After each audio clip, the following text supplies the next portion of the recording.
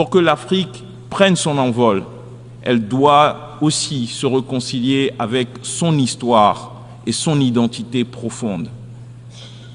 Comme il est impossible de comprendre l'Europe sans prendre en compte l'influence de l'Église chrétienne, ou qu'il est impossible de comprendre le Moyen-Orient sans comprendre et chercher à comprendre l'islam, il est tout aussi impossible de saisir l'essence de l'Afrique sans embrasser pleinement ses croyances, ses traditions, sa civilisation.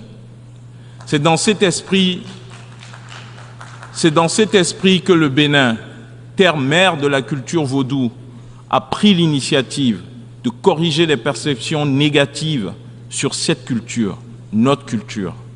Nous voulons révéler au monde la richesse de notre civilisation. En connaissant et en respectant notre histoire, nos croyances et notre culture, le monde pourra comprendre qui nous sommes et pourquoi l'Afrique est essentielle à l'équilibre et au développement global. Mais le respect de l'Afrique ne s'arrête pas à la reconnaissance de son passé. Il passe également par un panafricanisme moderne, tourné vers l'action. Un panafricanisme engagé dans la réduction de la pauvreté, dans la construction d'un continent prospère.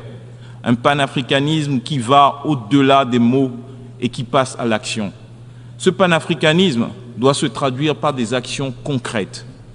Comment pouvons-nous prôner l'unité africaine quand il est aujourd'hui plus facile pour un Européen de voyager à travers le continent africain que pour un Africain lui-même?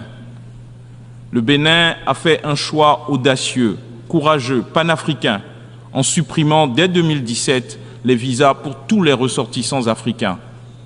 Ce geste n'est pas simplement symbolique, il reflète notre engagement à bâtir une Afrique où chaque Africain puisse se sentir chez lui, partout sur le continent.